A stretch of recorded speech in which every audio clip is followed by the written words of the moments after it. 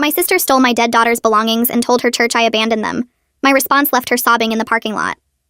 My daughter Lily passed away 8 months ago. She was 7. Brain tumor. The doctors found it too late, and I held her hand in that hospital room until she was gone. I am not the same person I was before. I don't think I ever will be. My sister Karen is 4 years older than me and has always been the golden child in our family. She found religion about 6 years ago and has made it her entire personality ever since. Every conversation leads back to her church, her pastor, her women's group, her mission trips. She posts Bible verses on social media every single morning and has a cross hanging from her rearview mirror. I have nothing against religious people, but Karen uses it as a weapon. She uses it to judge, to control, and to make herself look better than everyone else. After Lily passed, I could not bring myself to go into her room for months. I kept the door closed. Her stuffed animals were still on her bed. Her drawings were still taped to the walls. Her little shoes were still lined up by her closet. I was not ready. I told my family I was not ready. I made it very clear that I needed time and that nobody was to touch anything in that room. Karen came to visit about 3 months after the funeral. She said she wanted to check on me, bring me some food, spend some time together. I let her in because she is my sister, and I thought maybe she genuinely cared. She stayed for a few hours, and I remember feeling grateful that she did not push me to talk about Lily or try to give me some speech about how Lily was in a better place now. She left, and I thought that was that. 2 weeks later, I finally worked up the courage to open Lily's door. I had been having a better few days and thought maybe I could sit in there for a while, maybe hold one of her stuffed animals, maybe just be close to her things. I opened the door and the room was empty. The bed was stripped. The drawings were gone. The stuffed animals were gone. Her shoes, her clothes, her books, everything was gone. I thought I was losing my mind. I called my mother in a complete panic, and she got quiet on the phone. She told me that Karen had taken everything. She said Karen told her that I had given her permission to donate Lily's things to the church, that I had said I could not bear to look at them anymore and wanted them to go to families in need. I had never said that. I had never said anything close to that. I drove to Karen's church that Sunday. I did not call ahead. I did not warn her. I walked into that building during their morning service and I saw Karen standing at the front of the room next to her pastor. She was holding one of Lily's stuffed animals, a little purple elephant that Lily slept with every single night, and she was crying. She was telling the congregation about how she had rescued these items from a grieving home, how she had made sure they would go to children who needed them, how she had been burdened by watching her sister fall apart and knew she had to do something to bring light into darkness. The pastor was nodding and the congregation was looking at her like she was some kind of saint. I walked straight down that center aisle. Karen saw me coming and her face went white. The pastor stopped talking. Every single person in that room turned to look at me. I did not yell. I did not scream. I stopped right in front of my sister and I said, loud enough for everyone to hear, that she stole from a dead child's bedroom. I said she took my daughter's things without permission and lied to our family about it. I said she was standing there using my grief to make herself look good in front of her church. I said Lily died holding that elephant and now Karen was parading it around like a prop.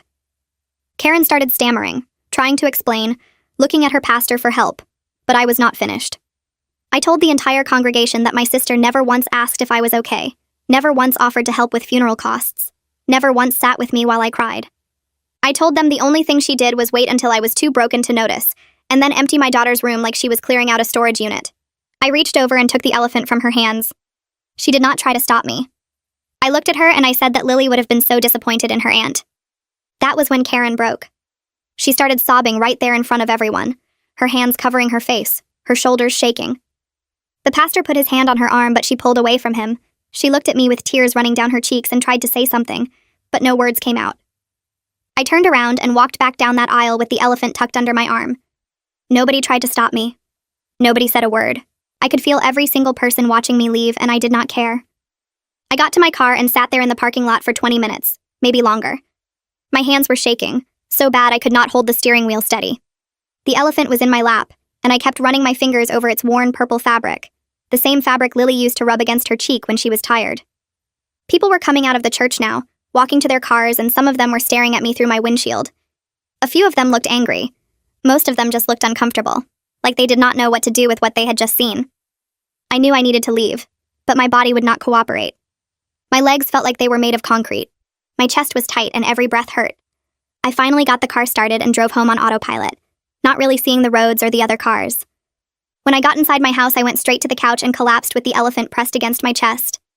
Then I cried harder than I had since the day Lily died, the kind of crying that comes from somewhere deep and dark and does not stop until your body has nothing left. My phone started ringing before I even woke up the next morning. I could hear it buzzing on my nightstand, over and over, pulling me out of sleep. I grabbed it and saw my mother's name on the screen. I let it go to voicemail. It rang again 30 seconds later. Then again. Then my aunt's name showed up. Then a cousin I had not heard from in 3 years. I turned the phone off and pulled the blanket over my head, but I could not fall back asleep. I lay there staring at the ceiling, feeling the weight of what I had done settling over me. At 10 o'clock, someone knocked on my door, loud and steady. I ignored it. The knocking got louder. Then I heard my mother's voice calling my name. I dragged myself off the couch and opened the door. She pushed past me into the living room before I could say anything. She was dressed for church, still wearing her good shoes and her pearl necklace, and her face was red. She started talking before I even closed the door. She said I needed to apologize to Karen right now. She said I had humiliated the entire family in front of God and everyone. She said people were calling her all morning asking what was wrong with me, why I would do something so cruel, why I would attack my sister in her own church. I stood there and let her talk. She said Karen was only trying to help me. She said Karen saw me falling apart and knew I could not handle looking at Lily's things anymore. She said Karen was being charitable, giving those items to families who needed them, and I made her look like a monster when she was just trying to do the right thing. I asked my mother if she really believed that. She stopped talking and looked at me. I asked her if she honestly thought Karen had permission to take everything from Lily's room. My mother's face changed. She said Karen told her I had agreed to it. I told her I never said that. Not once, not ever. I told her I made it clear to everyone that nobody was to touch anything in that room. My mother started to say something, but I kept going. I told her that Karen waited until I was broken enough not to notice, and then she emptied my daughter's room like she was cleaning out a storage unit. I told her that Karen stood in front of her church holding Lily's elephant like it was a prop in her performance. My mother looked away from me. She said I was being unfair. She said grief was making me see things wrong. She said I needed to think about the family and stop causing problems. I told her to leave. She stared at me. I said it again. She picked up her purse and walked to the door, then turned around and told me I was going to regret this. Then she left. After my mother left, I stood in my living room for a long time, not moving, just breathing. Then I made myself walk down the hall to Lily's room. I had not been back in there since I found it empty. I opened the door and stood in the doorway looking at the bare walls and the stripped bed and the empty shelves. I forced myself to walk inside and actually look at what was missing. I found a notebook in my kitchen and brought it back and started making a list. The stuffed animals were obvious, all of them gone. The clothes too. But as I looked closer, I saw more. Lily's art supplies were gone, the big plastic bin full of markers and crayons and colored pencils. Her favorite books were missing from the shelf, the ones we read together every night. The special blanket my grandmother made for her before she was born, the one with her name stitched in the corner. I opened her closet and saw that her shoes were gone, even the tiny pink sneakers she wore when she was 3. I checked her dresser and found the jewelry box empty, the one that had her baby teeth inside and a lock of hair from her first haircut. My hands were shaking so hard I could barely write. Karen did not just take toys to donate. She took pieces of Lily's whole life, things that could never be replaced, things that had no value to anyone except me. I sat down on the floor of that empty room and finished my list. When I was done, I counted everything. 37 items. 37 irreplaceable pieces of my daughter were gone. On Wednesday, Karen's pastor called me. I saw the church's number on my phone and almost did not answer. But I picked up. He said his name was Pastor Mike and he wanted to talk to me about Sunday. His voice was calm and measured, the kind of voice people use when they think you are unstable. He asked if I would be willing to meet for Christian mediation to heal this family wound. He said it was important for everyone to come together in forgiveness and love. He said Karen was devastated by my accusations, and the whole church community was praying for our family. I asked him if Karen told him she stole from my dead daughter's bedroom. He was quiet for a second. Then he said that Karen explained the situation to him, and there seemed to be a misunderstanding about permissions and intentions. He said sometimes grief makes us see things in ways that are not accurate. He kept talking about forgiveness and letting go of anger, and how holding on to bitterness only hurts ourselves. He said Karen was a valued member of their church family, and he knew she would never intentionally cause harm. I told him that Karen could be devastated in her own home with the items she stole from mine. He started to say something else, but I hung up on him. I drove to the church on Thursday afternoon. I did not call ahead. I just got in my car and went. The secretary was sitting at the front desk when I walked in. She looked up and her face changed when she recognized me. I told her I was there to get Lily's things back. She said she did not know what I was talking about. I told her that my sister donated items to the church that did not belong to her, and I needed them returned. The secretary got very still. She said she would need to check with Pastor Mike. I told her I did not need to talk to Pastor Mike. I needed my daughter's belongings. She picked up her phone and made a call, speaking quietly. then hung up and told me to wait. I stood there in that lobby looking at the bulletin board covered in announcements and photos of church events. Karen was in 3 of the photos, smiling with her arms around other women, holding a Bible, standing at a microphone. After 10 minutes, the secretary came back with a folder. She opened it and showed me donation logs with dates from over a month ago. She said all the items were distributed to families in need weeks ago. I asked her for the names of the families. She said that information was confidential. I asked her how she could give away stolen property. Her face went red. She said the church had no way of knowing the items were taken without permission. She said Karen provided everything and assured them it was all being donated with family approval. I stood in that church office and felt something break inside me that I did not even know could break any further. Everything was gone. Scattered across town in strangers' homes. I would never get it back. That evening, a woman I did not know called my cell phone. She said her name was Viola Matthis, and she got my number from the church directory. She said she needed to talk to me, and could we meet somewhere? I almost said no, but something in her voice made me agree. We met at a coffee shop on Main Street. She was older than me, maybe 50, with gray hair and kind eyes. She sat down across from me and said she was in the congregation on Sunday. She said she heard everything I said to Karen. She told me she had been watching Karen operate for 2 years now, and she had been uncomfortable with it for a long time. I asked her what she meant. Viola leaned forward and said that Karen had a pattern of making herself the hero of other people's tragedies. She said Karen always found a way to insert herself into situations where people were vulnerable, and then she would tell everyone how much she was helping.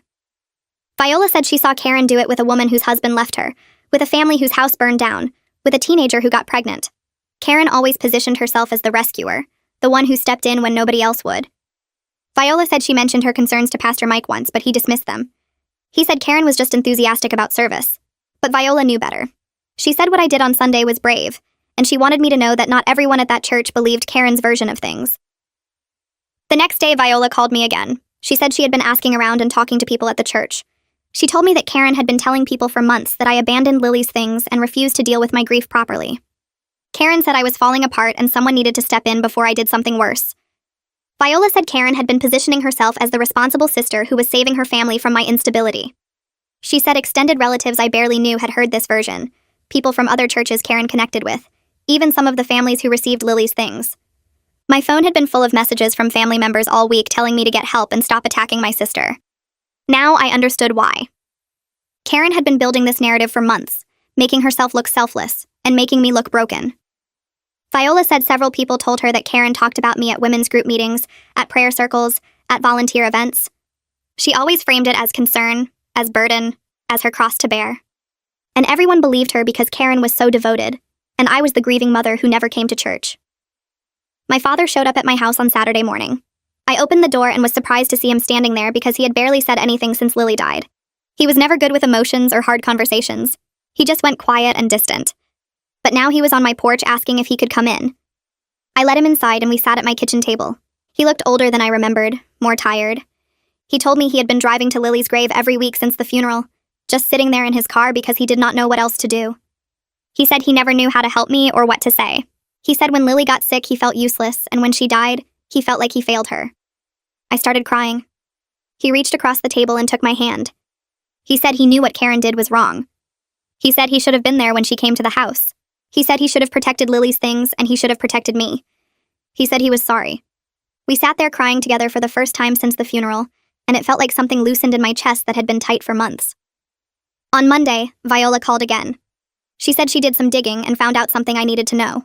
She said Karen kept several of Lily's items for herself. Viola saw them in Karen's house during a church committee meeting last week. She said there was a silver necklace on Karen's dresser that looked old and valuable. There were also some drawings framed on the wall in Karen's hallway. Viola said she did not think much of it at the time, but after everything that happened, she went back through her photos from that day and found pictures that showed the items clearly. She sent me the photos. I looked at them on my phone and felt my whole body go cold. The necklace was my grandmother's.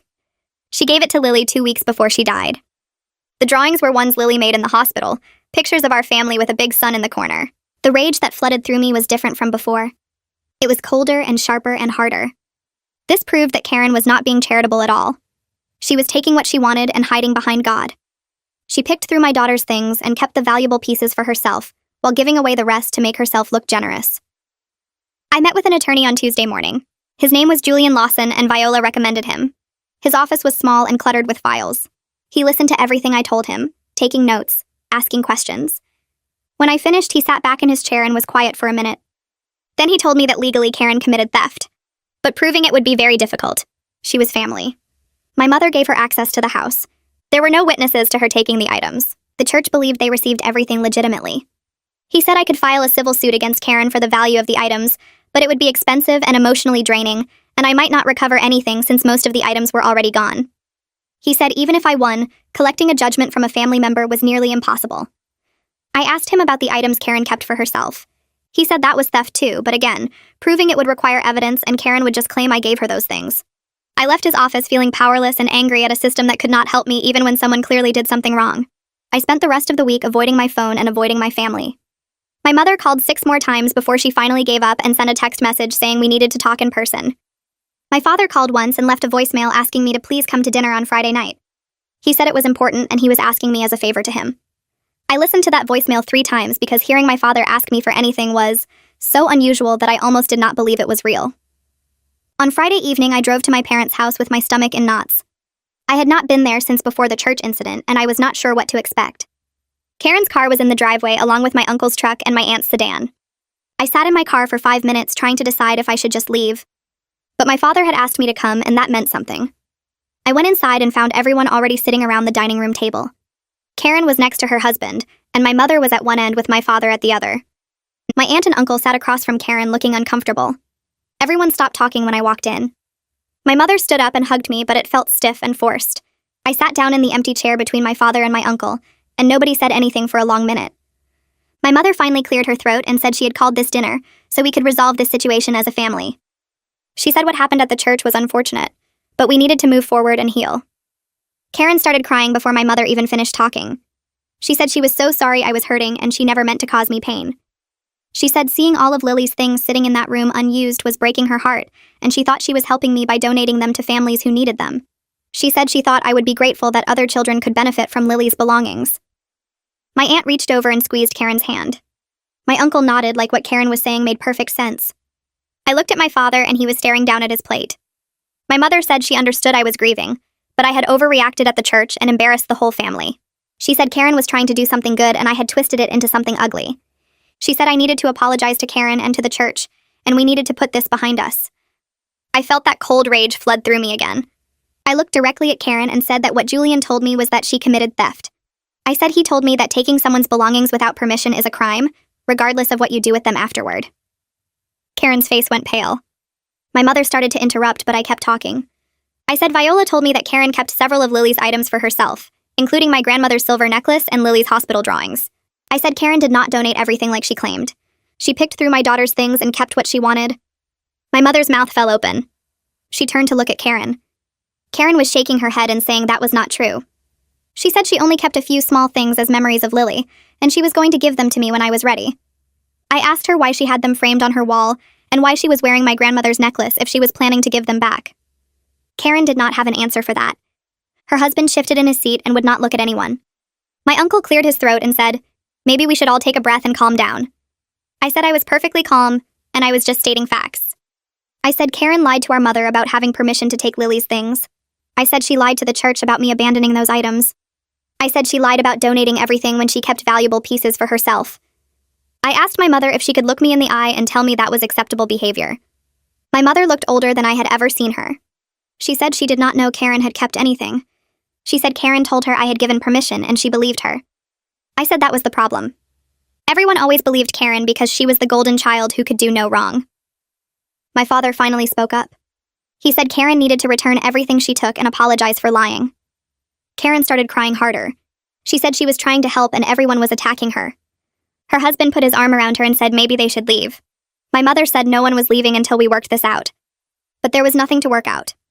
I told everyone at that table that I did not forgive Karen, and I was not going to pretend this did not happen just to make family dinners less awkward. I said what she did was unforgivable, and I was done trying to make other people understand that. I stood up to leave, and my father stood up with me. He walked me to the door and hugged me tight. He whispered that he was proud of me. I drove home and cried in my driveway for 20 minutes. 2 days later, my phone rang with a number I did not recognize. I almost did not answer it, but something made me pick up. A woman's voice said my name and asked if I had a minute to talk. She said her name was Alicia Sutherland and she was Lily's first grade teacher. I remembered her immediately because Lily loved her class and talked about her all the time. Alicia said she heard through the school community what happened with Karen in the church. She said she needed to tell me something that had been bothering her for months. She said Karen came to the school about 2 weeks after Lily's funeral. Karen told Alicia she was making a memorial scrapbook for me and asked if the school had any photos or artwork from Lily's time there. Alicia said she made copies of everything in Lily's file and gave them to Karen because she thought it was a kind gesture. She said Karen cried in her office and talked about how worried she was about me and how she wanted to do something special to honor Lily's memory. Alicia said she never heard anything more about the memorial, and now she was sick thinking about what really happened to those photos and drawings. She said if Karen lied about having my permission to take things from my house, then she probably lied about the memorial too. I thanked Alicia for calling and told her she did nothing wrong. I asked if she would be willing to write down what Karen said to her and what she gave her. Alicia said yes immediately. She said she would email me a statement by the end of the week.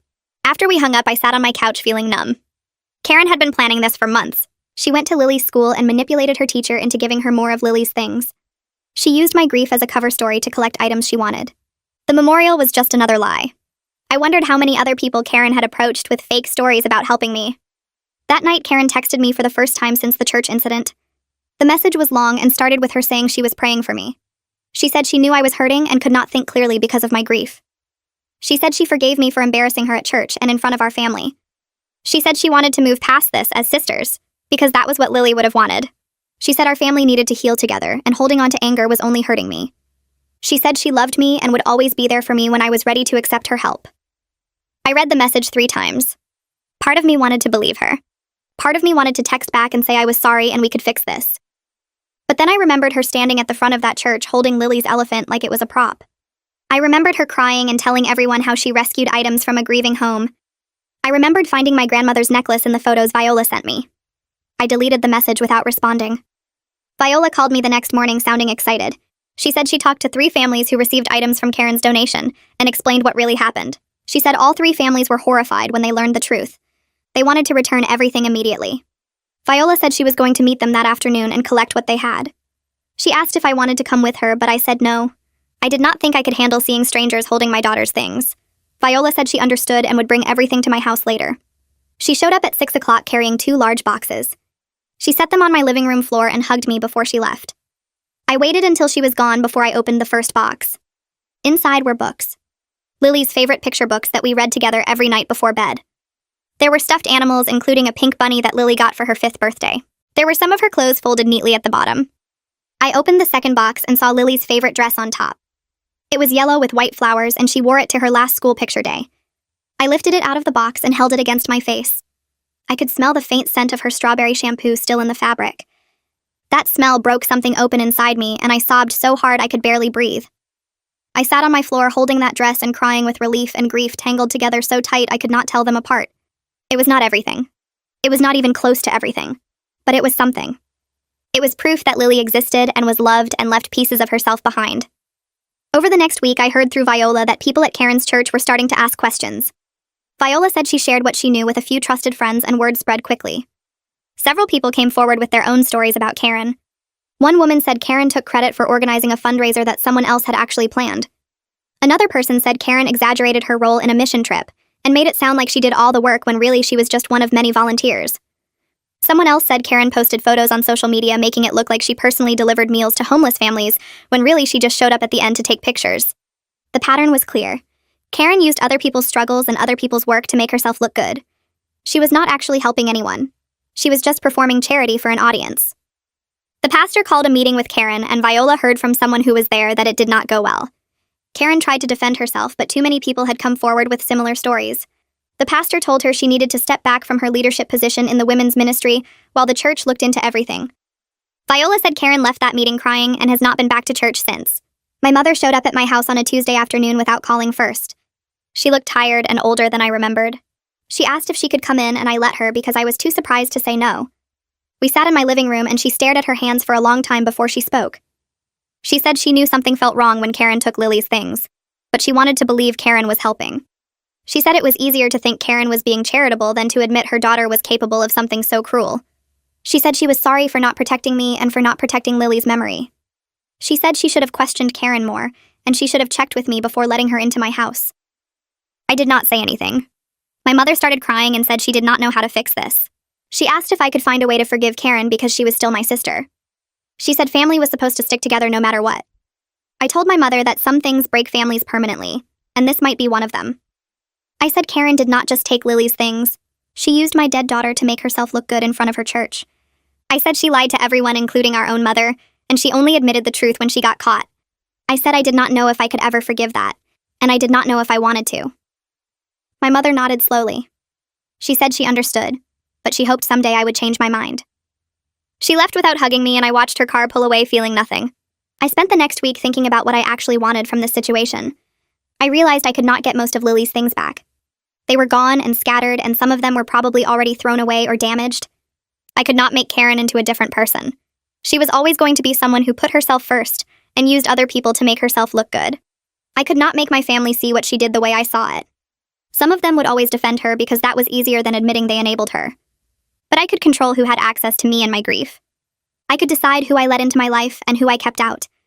I could protect my own peace instead of trying to fix broken relationships that were never healthy to begin with. I decided to stop trying to change my family's mind about Karen. I decided to stop explaining myself or defending my choices. I decided to start protecting myself the way no one else had protected me. Viola called me with an update about Karen. She said the church made it official that Karen was stepping down from the women's ministry. She said several families had quietly distanced themselves from Karen, and she was no longer invited to certain events and gatherings. Viola said it was not the dramatic public shaming some people might have wanted, but it was real consequences in the community Karen valued most. I asked Viola if she thought Karen learned anything from this. Viola was quiet for a minute and then said she did not think so. She said people like Karen usually found ways to make themselves the victim and move on to new audiences, but at least this community now knew what she was capable of. I thanked Viola for everything she did, and told her I did not know what I would have done without her. She said she was glad she could help and she would keep checking in on me. After we hung up, I felt tired but also relieved. Karen was facing consequences. It was not perfect justice, but it was something. I did not feel happy about it. I just felt ready for this chapter to close. My father called and asked if I would meet Karen in person one more time. He said Karen wanted to talk to me and he thought we both needed closure. I did not want to do it, but my father asked me as a personal favor and I could not say no to him. We agreed to meet in a parking lot near the grocery store on Saturday morning. Karen was already there when I arrived. We sat in our separate cars for a few minutes before we both got out. We stood about 10 feet apart and neither of us knew how to start. Finally, I said we should just be honest with each other for once. Karen nodded. I told her that what she did was not about charity or helping me. It was about making herself feel important by controlling my grief. I said she used Lily's death as an opportunity to look good in front of her church, and she did not care how much that hurt me. Karen was quiet for a long time. Then she said she felt helpless after Lily died. She said she did not know what to say to me or how to help, and taking action made her feel useful. She said seeing Lily's room full of unused things made her feel like she was wasting an opportunity to help other children. I asked her if she really believed that, or if she was just saying what she thought I wanted to hear. She looked away and did not answer. I said she could not even admit she was wrong. Karen said it was more complicated than that. I said it was not complicated at all. She stole from me and lied about it and used my daughter's memory for her own benefit. Karen started crying. She said she did not know how to fix this. I said she could not fix it. I said what she did changed everything between us, and I did not know if our relationship could ever be repaired. Karen asked if I would ever forgive her. I said I did not know. We stood there in that parking lot looking at each other, and I saw my sister clearly for the first time. She was not the golden child or the religious saint or the helpful sister. She was just someone who needed to be the center of attention, even when it meant hurting the people closest to her. We both got back in our cars and drove away without saying goodbye. I called my mother and told her I needed distance from anyone who enabled or defended Karen's actions. She asked what that meant, and I said it meant I would not be coming to family dinners where Karen was present. It meant I would not listen to anyone pressuring me to reconcile or forgive. It meant I would not pretend this did not happen just to keep everyone comfortable. My mother said I was breaking up the family. I said Karen broke up the family when she stole from my dead daughter's bedroom. My mother hung up on me. My aunt called an hour later saying I was being dramatic and holding grudges. I told her she was welcome to believe whatever she wanted, but I was done explaining myself. My uncle sent a text saying I needed to think about what was best for everyone. I blocked his number. Some family members got angry and some apologized, but I held firm on my boundaries. It meant losing some connections, but I was choosing myself and Lily's memory over keeping everyone comfortable. For the first time since Lily died, I felt like I was protecting something that mattered. Viola called me on a Tuesday afternoon and said she had news. She asked if I could meet her at the coffee shop, and I drove there right away. She was sitting in the back corner with a small cardboard box on the table in front of her. When I sat down, she pushed the box toward me and told me to look inside. I opened it and saw Lily's silver necklace, the one that belonged to my grandmother, sitting on top of 2 folders full of Lily's artwork. I picked up the necklace and the chain was cold in my palm, and I could not speak for a long time. Viola explained that she talked to some people at the church who had been uncomfortable with how Karen handled everything. One woman remembered seeing the necklace at Karen's house during a committee meeting and mentioned it to Viola. Viola went to Karen directly and told her she knew about the items Karen kept for herself. She said Karen tried to defend it at first, but then just went quiet and agreed to return things. My father showed up at my door 2 days later with another box. He set it down in my living room and said Karen wanted me to have it back. Inside were more of Lily's drawings, some of her hair ribbons, a few books I thought were gone forever. My father looked tired and sad, and he told me Karen would not talk to him about any of it. I thanked him, and he left without saying much else. I spread everything out on my living room floor that night, and looked at what I had recovered and what I would never get back. The baby teeth were gone. Some of Lily's favorite stuffed animals were gone. Her special blanket was gone. I sat there on the floor and cried because I was grateful for what I had and heartbroken about what I lost. I found a wooden box in my closet the next day, and I put the necklace inside, then the drawings, then the purple elephant, then the dress that still smelled like strawberry shampoo. I added photos and the hospital bracelet Lily wore and a card she made me for Mother's Day. It was not everything, but it was enough. It had to be enough because this was all I would ever have of my daughter. My father called me on Saturday morning and asked if I wanted to meet him at the cemetery. I said yes and drove there and found him standing by Lily's grave with 2 cups of coffee. He handed me one and we stood there together looking at her headstone. He started coming here every week after she died and he never told anyone because he did not know how to talk about it. We stayed for almost an hour and then he asked if I wanted to get breakfast. We went to a diner near the cemetery and sat in a booth by the window. He told me about the time he took Lily fishing, and she caught a fish bigger than his, and would not stop talking about it for days. I told him about how Lily used to make up songs about everything and sing them while she colored. We talked about her laugh and her questions and the way she always wanted to help cook dinner, even though she made a mess. My father said grief made him see our family differently, and he wished he had protected me better. I said I wished a lot of things were different, but we were here now, and that had to count for something. We finished eating, and he asked if we could do this again next Sunday. I said yes, and we started meeting every week after that. We would stand at Lily's grave and then go to the diner and talk about her. Sometimes we talked about our family and how everything changed. Sometimes we just sat quietly and drank our coffee. It felt like building something new from all the broken pieces, and I was grateful to have my father back in a way I never expected. I found a grief support group that met on Thursday nights at a community center across town.